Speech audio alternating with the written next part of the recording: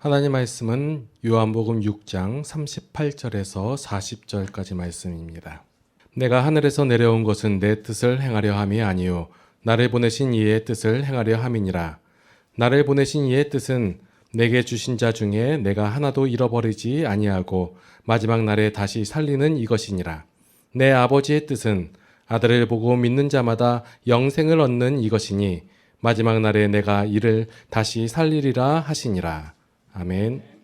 하나님의 뜻을 바로 알자라는 제목을 가지고 이유진 목사님 말씀 증거해 주시겠습니다. 하나님의 뜻을 알면 어떻게 될 것 같아요? 좋지요. 뜻을 알면 그대로만 하면 복을 받기도 하고 아주 구원의 역사도 일어나고 좋은 일이 많이 일어나잖아요. 하나님의 뜻을 아는 건 대단히 중요합니다. 하나님의 뜻은 크게 나눠서 두 가지로 먼저 나눕니다. 하나님의 뜻은 내 뜻은 이렇다 하고 계시를 했는데 우리가 다 알 수 있도록 성경에 가르쳐 주셨어요. 내 뜻은 이렇다 하고 역사적으로 하나님의 뜻을 알려주신 것이 있습니다. 이거는 찾아보면 알 수 있고 성경을 읽어보면 누구든지 알 수 있는 하나님의 뜻이 있어요. 얼마나 좋아요. 얼마나 쉽습니까? 그런데도 믿음이 모자라거나 마음이 딴 데가 있으면 그걸 알면서도 보면서도 그 뜻을 잘 안 지키는 사람들이 있어요. 두 번째는 하나님이 절대로 가르쳐 주지 않은 뜻이 있습니다. 우주적인 거예요. 심판에 대한 겁니다. 그래서 하나님께서 비밀에 붙여준 하나님의 뜻이 있는데 이것은 잘 안 가르쳐 줍니다. 아무나 안 가르쳐 줘요. 특별한 사람들에게 어떤 때에 조금 가르쳐 주는 것도 있어요. 근데 그걸 더 알고 싶어 합니다. 내가 어젯밤에 계시를 받았는데 내년 이맘때에 뭐가 일어나겠다 이렇게 하는 사람이 갖고 이단들이 있어요. 그건 성경에 없는 일반적인 게 아니고 특별한 계시를 받으려고 애쓰는 사람들이 있다고 말입니다. 좋은 거 아닙니다. 예를 들어 볼까요? 제가 어젯밤에 그들 열심히 하다가 설교 준비하다가 깜빡 잠들었는데 비몽사몽간에 하나님을 만났어요. 하나님께서 내보고 그럽니다. 왔냐? 그래서 고생해지. 그래서 예, 제가 하나님의 뜻을 좀 알고 싶습니다. 특별 계시를 좀 해주십시오. 그랬더니 하나님 뭘 알고 싶으냐? 내년 이맘때에 주식이 어디께 제일 많이 오르겠습니까? 그걸 가르쳐주면 제가 참 좋겠습니다. 지금 10,000원 하는데 1년 후에 10배로 올라가는 주식을 그걸 알면은 그걸 내가 사면 부자가 될 거 아니겠어요. 그럼 하나님 가르쳐 주겠다. 그래서 뭐 상장 주식 중에서 어느 주식이 10배가 올라갔겠다 가르쳐 주셨어요. 얼마나 좋아요? 그랬는데 하나님이 돌아서는 나를 불러갖고 하나 더 있다 그래야 돼요. 내년 이맘때 하루 전에 너 죽는다 그렇게 가르쳐 주셨어요. 그 무슨 말이에요? 그렇게 되면은 하나님이 비밀한 걸 알아봐도 아무 소용이 없다는 얘기예요. 그러니까 하나님께서 어떤 일이 앞으로 장차 있을 것이다 알려주지 않은 것은 다 이유가 있는 거예요.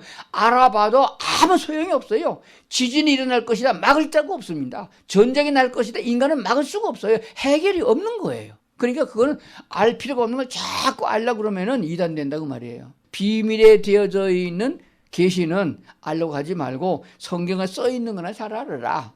그러나 하나님이 비밀이다라고 했지만은 그것도 임박했을 적에는 가르쳐 주는 것이 있어요. 그래서 성경을 좀 자세히 보는 게 참 필요합니다. 제일 먼저 하나님이 비밀에 대한 얘기를 알려주었는데 이것이 역사 속에 잠겨져 있습니다. 에녹은 죽음을 보지 않고 하나님 나라로 그냥 불려간 사람입니다. 에녹이 아들을 낳았어요. 아들의 이름을 무드셀라하고 이름 지었습니다. 무드셀라는 969세를 살은 성경 속에서 전무후무하게 제일 오래 살은 사람입니다. 역사 이래로 제일 오래 살은 사람이 무드셀라입니다. 그럼 왜 하나님이 무드셀라를 오래 살게 했나요?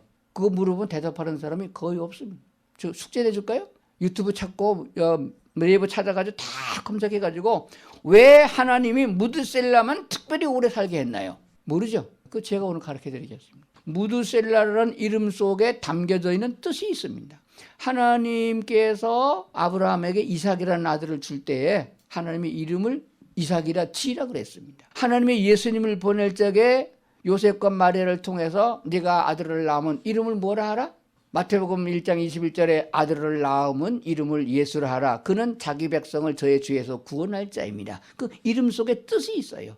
아브라함이란 이름을 아브라함이란 이름으로 바꿔주신 거예요. 베드로도 원래는 시몬이었는데 나중에 베드로로 이름을 바꿔줬어요. 이런 게 많아요. 그래서 유대인들의 이름에는 그 뜻이 있습니다. 무드셀라라는 이름 뜻 속에 하나님의 심판이 들어있습니다. 우리나라 말로 직역 번역하게 되면 이렇습니다. 무드셀라라는 말은 그가 죽으면 심판한다, 이런 뜻이 있어요. 그러니까 하나님은 긍휼이 많으시고 자비로운 분이세요.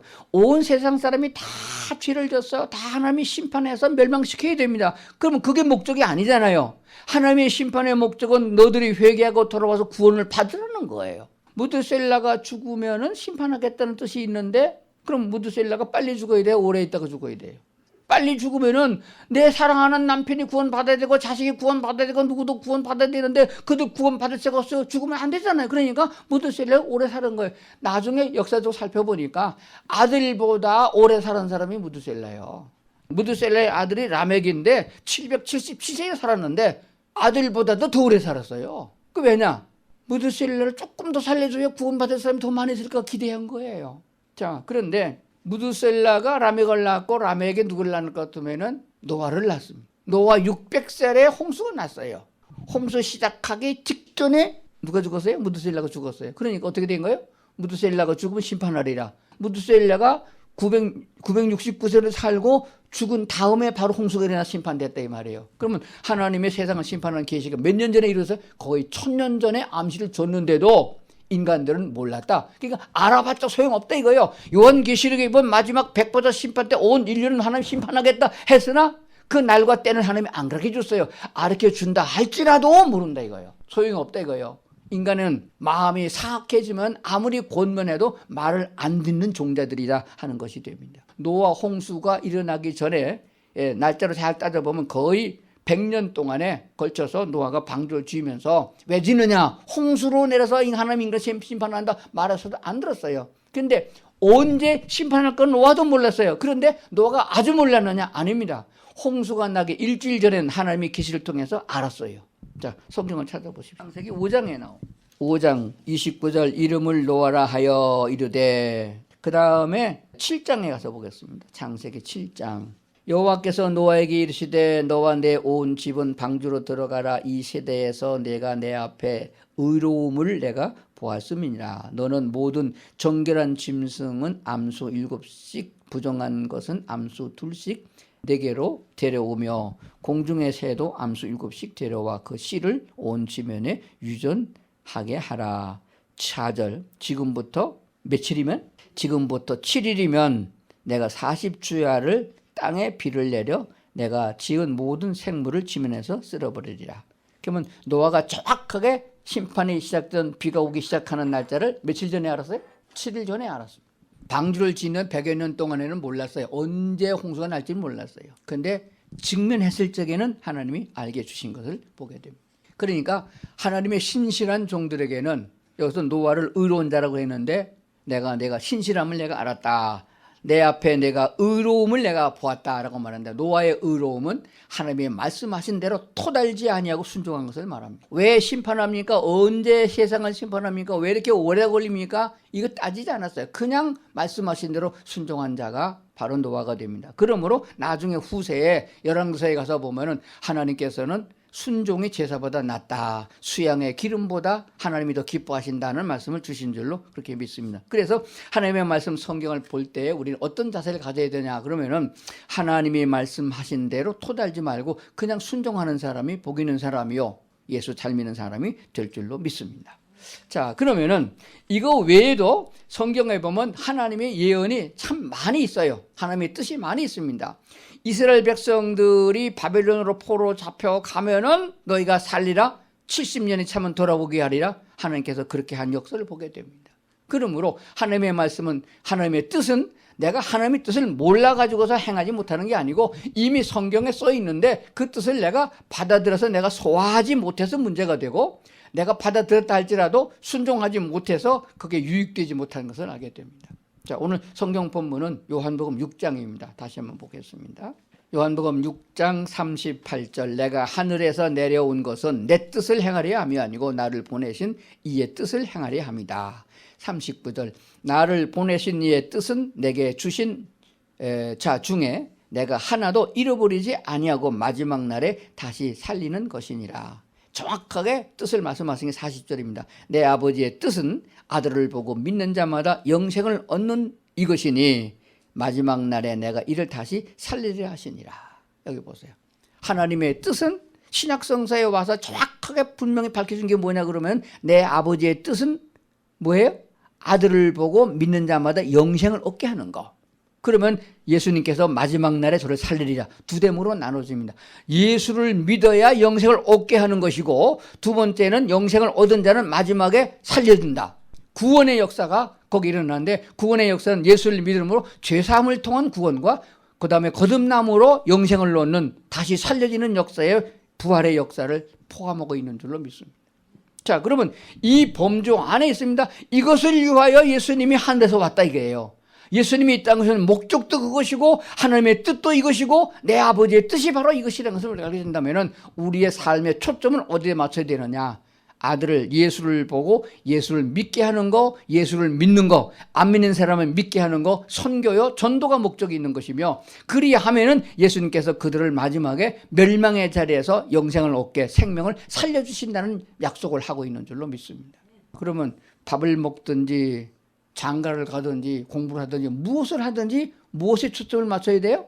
예수를 믿어야 구원을 받고 예수를 믿도록 하게 하는 일에 초점을 맞춰야 된다. 교회의 목적은 거기에 있다는 거예요. 건물의 목적이 있는 것도 아니고 교인 숫자의 목적도 있는 것은 아닙니다. 각각 우리에게 주신 이 사명을 감당해 나가는 자가 됩니다. 그렇다면 이를 위해서 필요한 것은 하나님이 다 주신다는 뜻을 갖고 있습니다. 이스라엘 백성을 광야에서 굶겨주지 않았고 신발이 떨어져서 발이 헤어지지 아니하게 했고 하나님께서는 그렇게 역사하셨던 그 하나님이 지금 우리 하나님이시고 너희가 무엇을 구하든지 내가 다 시행하리라 하신 약속도 우리에게 있는 줄로 믿습니다. 그러므로 따지고 보면은 우리가 하나님의 뜻에 다 밖에 나가 있어서 우리가 무엇인가를 얻지 못하고 있어요. 쌀이 없어요. 연탄이 요새 연탄 안 쓰나? 쌀이 없어요. 무슨 가스값이 없어요. 쌀이 뭐가 없어요. 다 없어요. 뭐 돈이 없어요. 병이 아픈데 한두 가지가 아닙니다. 허리가 아파요. 다리가 아파요. 뭐 어디가 아파요. 우리 오장육부를 다 분석하게 되면 몇 가지는 올지 모르겠어요. 병원 숫자가 얼마나 많이 있습니까? 요즘엔 뭐 아주 흉측스럽게 무슨 대장 항문과 그런 것도 있던데 그 얼마나 병이 많아요. 예, 그런데 그걸 한마디로 요약하게 되면 하나님의 뜻에서 어긋나게 멀리 나가 있어서 그래요. 주님의 뜻 안에 들어오면은 그게 문제가 되지 않습니다. 하나님이 뜻이 우리가 뜻 안에 들어가게 되면은 우리의 모든 문제는 하나님 안에 있을 적에 자동으로 해결된다는 진리를 깨달아야 됩니다. 전혀 문제가 되지 않습니다. 그리고 뭐 예를 들면은 하나님이 하시고자 하는 뜻 안에 있으면 인간의 모든 상황을 초월하는 역사가 있습니다. 그것을 기적이라 또는 표적이라 그렇게 말합니다. 그러니까 믿음의 조상 아브라함에게로 다시 돌아가 봅니다. 아브라함에게 하나님이 약속한 뜻이 있습니다. 아브라함이 나는 아들을 씨를 통해서 하나님의 백성을 만들겠다. 내 백성을 삼겠다라고 했습니다. 그런데 아브라함이 나이가 많아도 아들을 못 낳게 됐어요. 그래서 처음에는 엘리에셀이라는 종을 데려다가 양자를 삼았고 그 다음에는 몸종을 데려다 씨바지를 해가지고 이스마엘을 낳지 않았어요. 그런데 하나님께서 아브라함이 99세에 나타나 내가 약속한 그게 아니다. 나는 너와 내 부인이 낳는 씨를 통해서 내 백성을 삼는다고 하지 않았느냐. 이 나이에 뭔 애를 낳습니까? 했더니 아브라함은 그래도 어쩐지 모르겠지만은 그 아브라함의 아내 사라는 자기 몸을 너무 잘 알고 있어요. 아주 말라버렸어요. 애 낳을 수 없어요. 그래도 낳겠다고 그러니까 웃었어요. 그래서 네가 아들을 낳으면 이삭이라고 이름 지라. 이삭의 뜻이 웃음이니까 이삭이라고 이름 부르는 모든 후대 사람들이 하나님의 말씀은 능치 못하는 것 없으니 웃지 마라. 그 뜻을 주었다고 말이에요. 오늘도 하나님의 약속한 아브라함의 아들 이삭을 우리가 부를 때마다 하나님의 말씀에 대해서 토달고 웃지 말라. 그 뜻이 됩니다. 그러면은 하나님께서 아브라함에게 어떻게 해서 아들을 낳게 했느냐? 능력을 주어서 아들을 낳게 한 거예요. 믿습니까? 가난한 자는 부요하게 해서 쓰시고 병든 자는 치료해서 쓰시고 능력이 없으면 능력을 주시고 힘이 없으면 힘을 주셔서 쓰는 거예요. 그런데 하나님이 힘을 주신 것은 하나님이 안 뺏어가시더라고. 제가 가끔 그런 얘기를 하니까 목사님 그런 얘기 자꾸 하지 말라고 그러더라고요. 뭔 얘기예요? 아브라함이 나이가 먹어 늙었는데 하나님이 새 힘을 주셔서 능력을 주셔서 아들을 낳았어요. 이삭을 낳았어요. 근데 안 뺏어갔어요. 이삭의 나이가 40이 돼서 장가가고 얼마 있다가 아브라함의 아내가 죽었어. 근데 아브라함은 젊은 청년과 같이 강건해. 그럼 어떻게 돼요? 세장가를 가야 되잖아. 그래서 아브라함이 세장가를 갔어요. 가가지고 아들을 낳았어요. 6이나 더 낳았다 이거예요. 우리 한국 사람은 아브라함이 낳은 그때 늦게 낳은 아들 중에 한 족속이 우리 조상이에요. 왜? 성경을 자세히 보니까 아브라함의 아들 그렇게 늦게 낳은 아들이 아브라함의 원 아들 이삭과 합쳐도 안 되겠고 이스마엘과 합쳐도 안 될 것 같아서 재산을 많이 뚝 떼어가지고 너희들은 동방으로 가라 몰았어요. 그걸 보면서 뭘 느끼냐? 하나님이 필요하고 하나님이 힘을 주셔 쓰시지만은 하나님께서는 그렇게 줬다 뺐다 하는 분은 아니다. 하나님이 능력 주시면 유지할 수 있다. 여러분 건강하게 사시는 비결은 뭐냐? 하나님 편에 있어서 하나님의 뜻대로 살아가는 사람이에요. 그게 별로 어려운 게 아니에요. 하나님께서 할 수 없는 것을 하나님 분이 언제나 아시고 할 마음을 먼저 주시고 힘과 능력을 주신다. 그러므로 감사함으로 받고 주님의 하시는 뜻에 따라서 우리가 이유를 달지 말고 잘 순종하면은 하나님은 주신다. 아브라함의 순종은 이삭을 제물로 바치는 데까지 사용됐으며 그 후에 이삭을 장가 보낼 때까지 이어지는 것을 우리가 보게 됩니다. 자, 하나님의 뜻은 어디 있습니까? 하나님의 뜻은 지금 뭐죠? 우리에게 주신 것은 신약성서에 최종적으로 꼬집어서 말한 것은 아들을 보고 믿게 하라는 것이고 믿는 자는 예수님께서 마지막에 그들을 살리게 하라는 뜻을 가지고 있습니다. 그러므로 무엇을 하든지 복음에 합당하게 생활하라는 말씀을 생각하시고 우리의 초점을 거기에 맞춰야 될 줄로 믿습니다. 그러면 나는 이제 커서 뭐가 될까? 잘 먹고 잘 살아야겠다 그렇게 생각하면 안 됩니다. 이웃과 더불어 나누며 살아야겠다. 그리고 그를 통해서 예수를 믿게 하게 해야겠다. 그것은 하나님이 기뻐하는 일이고 하나님의 뜻 가운데 우리가 들어가는 줄 믿습니다. 찬송가 중에 이런 게 있어요. 주님 뜻대로 살기로 했네. 주님 뜻대로 살기로 했네. 주님 뜻대로 살기로 했네. 주님 뜻대로 살기로 했네. 뒤돌아서지 않겠네. 그렇게 불러놓고 맨 끝에 건 안 불러요. 뒤돌아서지 않겠네 안 하더라고. 내 마음대로 살겠네. 그렇게 하면 안 되겠고요. 주님 뜻대로 살기로 했는데 주님 뜻을 모르면 안 되니까 뜻을 알아야 된다. 성경에 말씀하지 않은 것은 나하고 해당 사항이 없고 안다 할지라도 대책이 없으니까 알려고 애쓰지 말고 시간 낭비하지 말고 성경에 계시되어진 뜻만 제대로 알자. 이것뿐만 아니고 많이 있습니다. 그래서 성경을 많이 읽으면서 하나님의 뜻이 어디 있는가 알면은 예수 믿기가 참 쉬워요. 그리고 기도 응답도 잘 되고요. 그리고 나도 수지하는 일이 있습니다. 내가 건강하면 얼마나 좋겠어요. 보험을 안 들어도 걱정이 없고 죽을 날을 잡아놓지 않아도 걱정이 없고 하나님과 더불어 동행하다가 말씀에 온전히 순종하는 사람 아브라함과 거기에 노아처럼 하나님께 쓰임받는 놀라운 역사가 있음을 믿습니다. 사랑하는 성도 여러분, 주의 뜻을 잘 알고 뜻 안에 거할 수 있는 축복이 있기를 주의 이름으로 축복합니다. 주님의 뜻을 이루소서. 고요한 중에 기다리는 진흙과 같은 날 빚으사